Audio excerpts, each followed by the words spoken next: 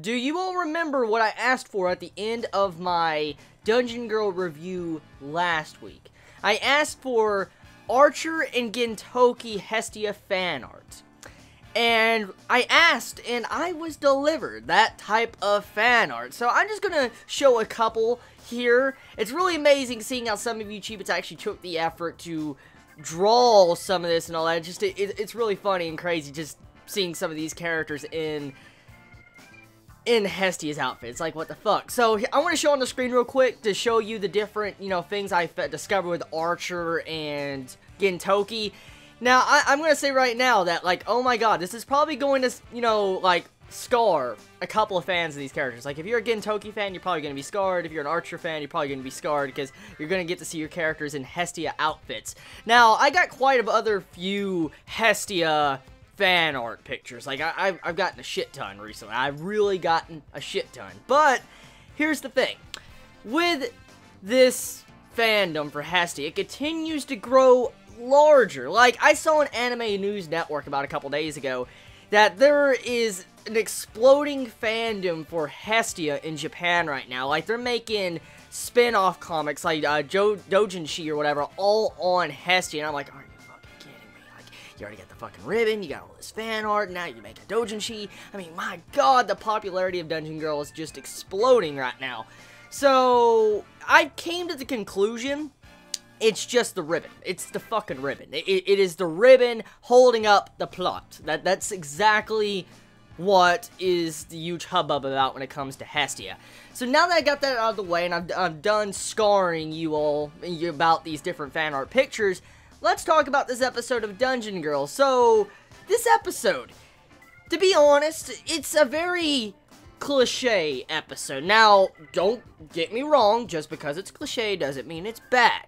I'm just saying, the outcome of this episode has been very obvious since the beginning, since last week's episode and the episode before that. It's been very obvious the outcome of this little mini arc with Lily would end kind of like this. It was very obvious, and I mean, you can't really deny that. We all saw it coming. Now, was it done good? That is the thing we should wonder. Now, we shouldn't really focus on if it's cliche. We should focus on, did it handle these themes in the way it portrayed it and gave it to us as the audience? Was it handled in a fashion to where we could truly appreciate the way this episode was done?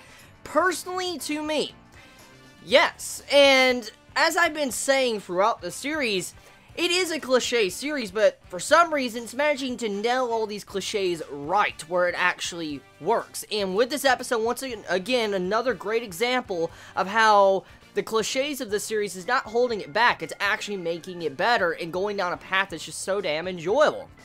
And this episode was a great example of that. Getting to see that ending segment to where Lily and our main male character, Belle, just make up and then they're going to become, adventurer and supporter. That was a really good ending sequence. A really good ending. Like I said, I saw it coming, but it was a very good ending to this episode. Getting to see those two communicate and chat. And I mean, how can you put this face out? Look at that cute face. Look at that fucking cute. Look at that fucking cute face.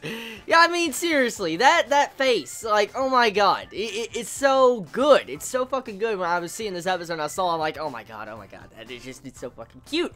And the thing is, this episode is pretty fun. Like, as I've said, Dungeon Girl, out of all the countless series of this anime season, it's one of those series that I'm getting, like, one of the most entertainment from. Like, I'm getting so much entertainment from this series. It's so fun to watch, and even though it's cliche beyond repair, I have to admit, I have to admit it, it's so fun. It's so fucking fun.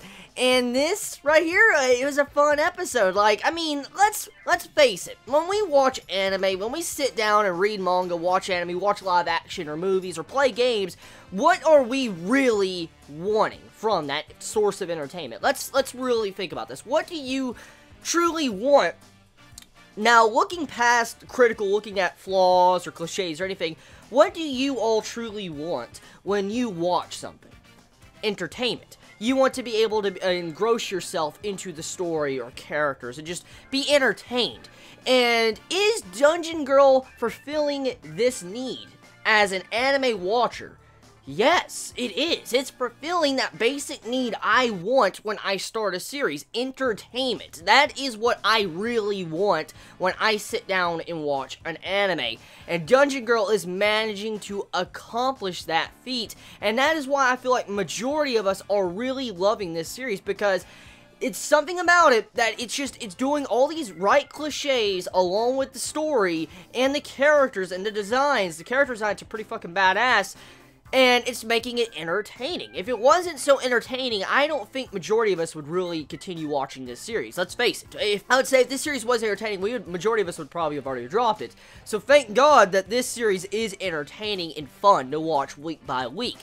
Now, of course, it depends on your viewer, like your views on anime and stuff, if you enjoy Dungeon Girl, because, you know, taste differs from individual. So just because I like this episode or I love this series doesn't mean that everybody is going to love this episode or series. So of course it just depends on what you like and what you seek for entertainment.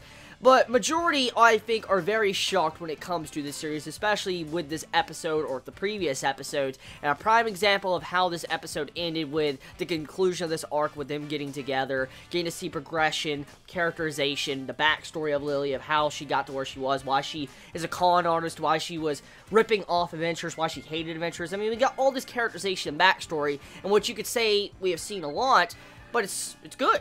It's fucking good.